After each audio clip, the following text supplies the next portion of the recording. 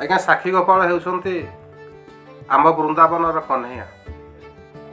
ଆଜି ଆସନ୍ତୁ ଆମ ଚ୍ୟାନେଲ ମାଧ୍ୟମରେ ସେ ବିଷୟରେ ଜାଣିବା।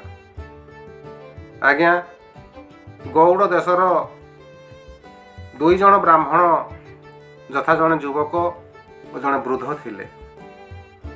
ଦୁହେଁ ଅନେକ ତୀର୍ଥ ଭ୍ରମଣ କଲା ପରେ ବୃନ୍ଦାବନରେ ଆସି ପହଞ୍ଚିଲେ। ଆଜ୍ଞା ବୃଦ୍ଧ ବ୍ରାହ୍ମଣ ସେଠାରେ ରୋଗାଗ୍ରସ୍ତ ହେବାରୁ ଯୁବକ ତାଙ୍କର ଅନେକ ସେବା ଶୁଶ୍ରୂଷା କରି ତାଙ୍କୁ ସୁସ୍ଥ କରାଇଥିଲେ।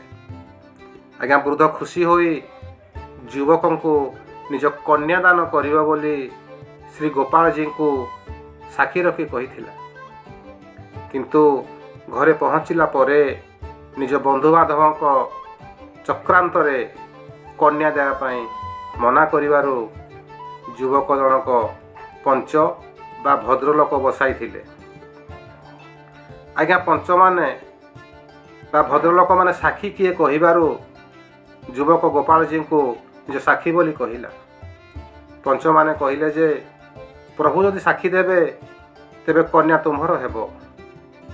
ଆଜ୍ଞା ଯୁବକ ବୃନ୍ଦାବନ ଯାଇ ସବୁ କଥା ପ୍ରଭୁଙ୍କୁ କହିଲାରୁ ପ୍ରଭୁ କିଛି ଶୁଣିଲେ ନାହିଁ।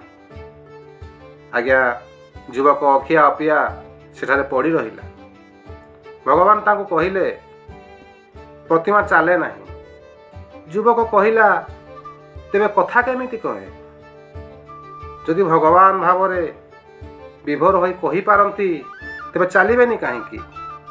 ପ୍ରଭୁ ତା ନିଷ୍ଠା ଦେଖି ଯିବାକୁ ରାଜି ହେଲେ ଓ କହିଲେ 200ର ଉତ୍ତମ ଭୋଗ ଦେବୁ, ଅଧା ଅଧା ଆମେ ଖାଇ ଖାଇ ତୁମ ପଛରେ ନୂପୁର ବଜାଇ ବଜାଇ ଚାଲିବୁ। ଯଦି ତୁମେ ପଛକୁ ଚାହିଁଦେବ ଆମେ ସେଠାରେ ରହିଯିବୁ। ଆଜ୍ଞା ଯୁବକ ସମ୍ମତି କଲା।